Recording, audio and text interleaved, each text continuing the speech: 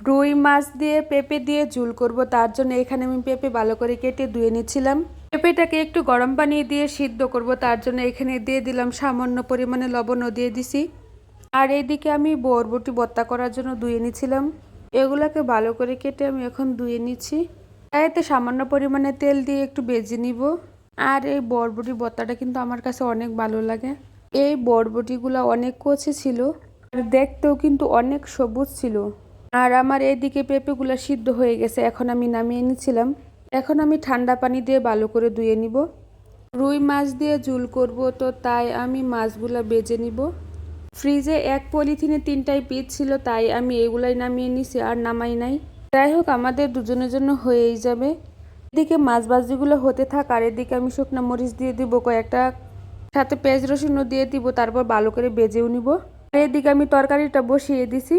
আমি এইখানে সব ধরনের মশলা দিয়ে দিব, মরিচের গুঁড়া, ধনিয়ার গুঁড়া, হলুদের গুঁড়া। মশলাগুলোকে একটু সময় নিয়ে আমি কষিয়ে নিব। এই তো এদিকে আমার মশলাগুলো কষানো হয়ে গেছে, এখন আমি পেঁপে দিয়ে দিচ্ছি। পেঁপের সাথে কিন্তু আমি মাছগুলাও দিয়ে দিব। মাছ সাথে একটু ঝোল দিয়ে আমি বসিয়ে দিব। আজকে এই পেঁপের তরকারিটা অনেক মজা হয়েছিল।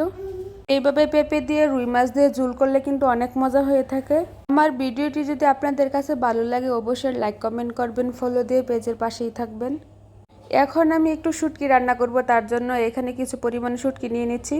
শুটকিগুলোকে আমি গরম পানি দিয়ে ভালো করে ধুয়ে নিব। এখন আমি বরবটি ভর্তা করার জন্য শুকনো মরিচগুলো বেটে নিচ্ছিলাম, সাথে কিন্তু আমি বরবটিগুলোও দিয়ে দিছি। এখন আমি পাটায় ভালো করে সবগুলো একসাথে বেটে নিব। আমি এইখানে একবার বেটে নিচ্ছি, ভাবলাম যে আরেকবার বেটে নিই যাতে কোনো দানা না থাকে।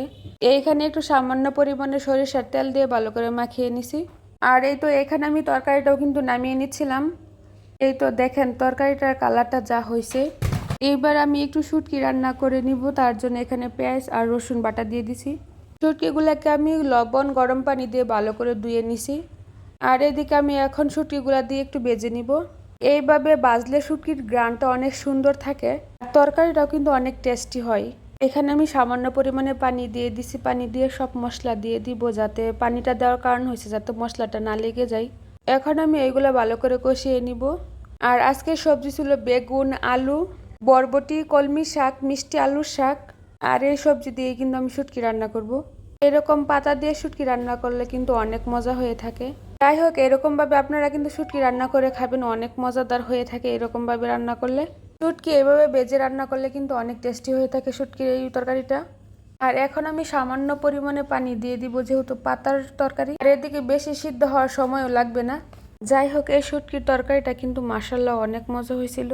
এদিকে কিন্তু আমার শুটকির রান্নাটাও কিন্তু হয়ে গেছে, এখন আমি তরকারিটা নামিয়ে নিব। তো দেখেন, এই গরম গরম অবস্থায় নামানোর পর যদি গরম ভাতের সাথে খাওয়া হয় তখন কেমন লাগবে কিন্তু অবশ্যই বলে যাবেন। ভিডিওটি দেখার জন্য আপনাদের সকলকে অসংখ্য ধন্যবাদ।